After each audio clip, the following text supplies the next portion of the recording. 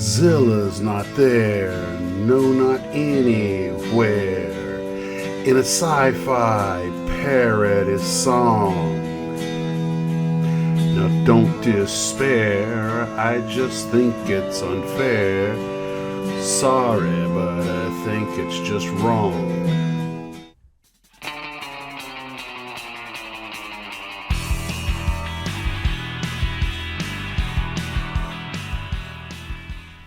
Well, hello Glue Troopers, Max and Max's Models here, and today we have an unboxing. And first off, I want to thank Mr. Nicholas for the 148 scale Revell F14, something I did not have in my stash, and that definitely helps fill a big hole in it, so thank you, sir. Speaking of which, the unboxing also here, we have a box that came from Mr. Raines all the way down in Hawaii. Thank you, sir. And I saw what that cost to ship. No small feat there. That was a small fortune to get these over here. I really do appreciate it. So let's take a look at what we have inside the box. Obviously, it's already open, but I have not gone through it yet. First off, a 2024 calendar. Lots of beautiful landscapes and wildlife. All right, from KP, who I can never say this, Kovozovudi Prostyov. We have the Avia S199, and this airplane is interesting. This is when the Israelis basically flew BF-109s with Heinkel engines on the UMO engines on them, and ironically they were fighting Egyptian Spitfires as the box art shows us. It is a really interesting story. I believe we've covered it at some point, and the airplane was an absolute disaster in the real world, but when you don't have anything, even a bad airplane's an improvement. They have one or two remaining in a museum in Israel, and I think it's the only one that survived. They pretty much destroyed them all. Long story on that, and we'll get into it at some point, maybe on one of the live streams. Then we have the Italeri Swiss F-18. That's in 1/72nd scale. We have from Hasegawa the G3 M2 Mitsubishi, which we know is the Nell bomber. Very fast, very long-range airplane for its time. Of course, once they went up against modern American fighters, they didn't last long, but then most of the Japanese bombers didn't. Arguably one of the finest single-engine float planes of the war and one of the fastest biplanes, the Mitsubishi F1M2 that we called Pete.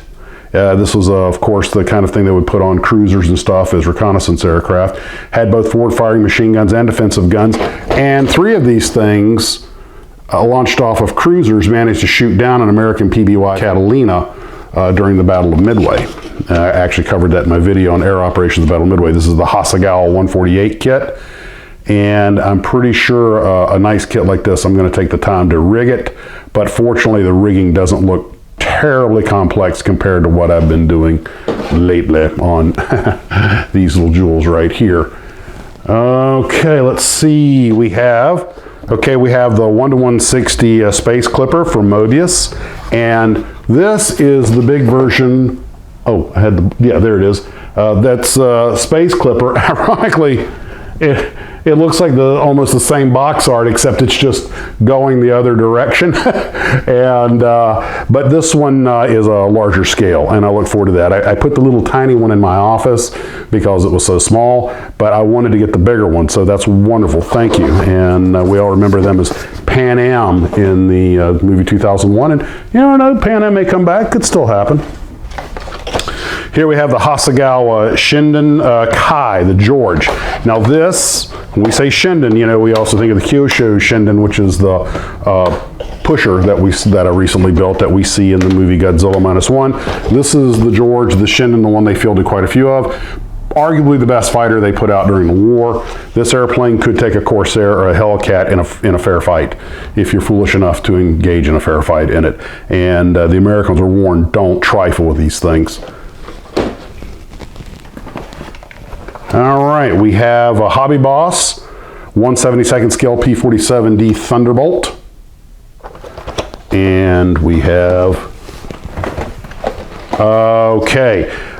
the Type 4, the Frank, the Hay 8. Now this, another Hasegawa 148 scale Nakajima. The Ki84 Frank was another extremely good airplane that they had that I would use. It's also, when my brother and I built this, it was, I think it was one of the 2-in-1 combat kits they had, 1/72nd scale from Revell, and they call it the Hayate. So that's why, and it's probably actually pronounced Hayate or something like that, but we were like 8 and 10 years old when we got them, so we've always called it the Hayate, which is probably not the right name, but at my understanding, another excellent fighter plane. Okay, some German armor here. We've got Dragon's SDKfz 253 half track, and as I understand about these things, they were so good that some of the countries, like the Czechs, kept them in production after the war, I think, under a different designation.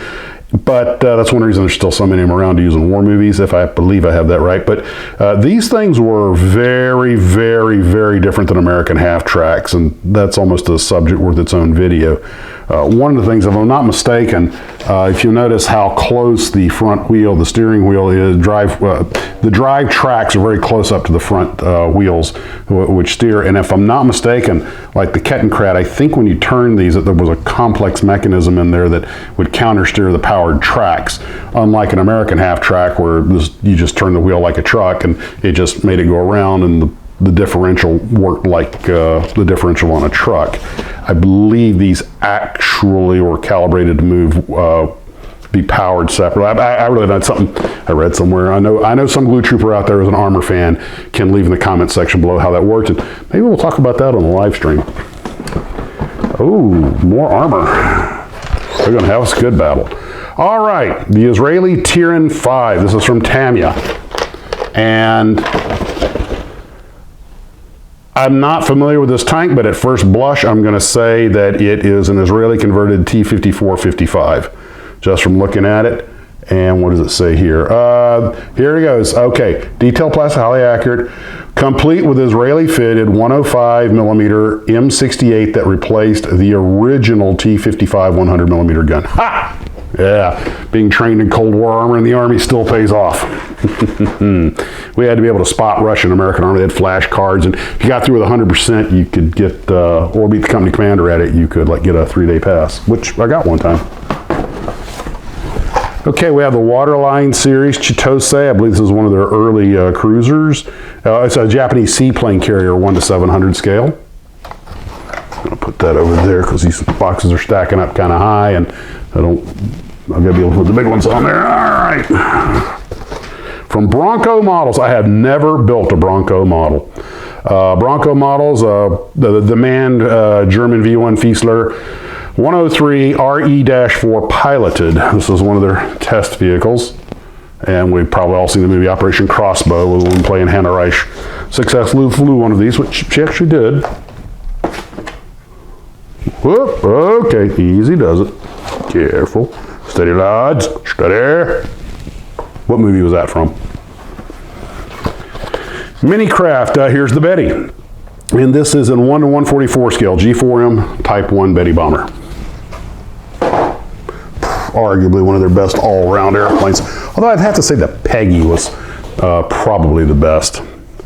Oh, here we go. VT8 at Midway, Douglas TBD-1 Devastator. This is from GWH. And we've talked at great length about these guys, and that one is 8T14, which I think was Ensign Gay's plane, I believe, the sole survivor. And they even got the twin 30 calibers on there, which was a mod that only Torpedo Squadron 8 had, and that was because Waldron had it done. So he was so excited to get the twin 30s on there, give him a little bit of firepower. Everybody else went in there with a single 30. We have 8T14 and T16. So that T16 is from the Hornet, and 8T14, yep, 8T14, George Gay. Whoa. Wound up getting the Navy Cross, later became a pilot for TWA. And when he passed away, he had his ashes spread out at the site where the squadron was lost. All right, Tamiya's 75 millimeter, 7.5 centimeter anti-tank gun, Pack 40, one of their best general purpose anti-tank guns. And finally, the kind of thing nobody thinks about but's unbelievably important.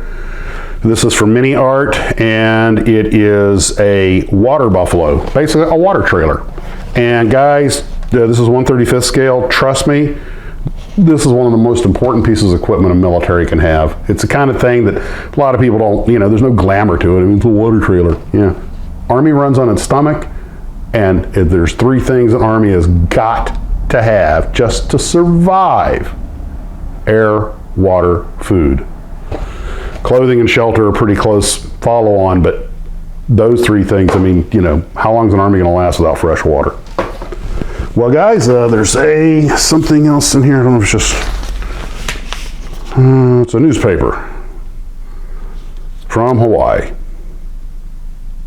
And I'll pilfer this earlier, make sure there's not something in there I'm supposed to not be throwing away. Maybe that was just padding, I'm not sure.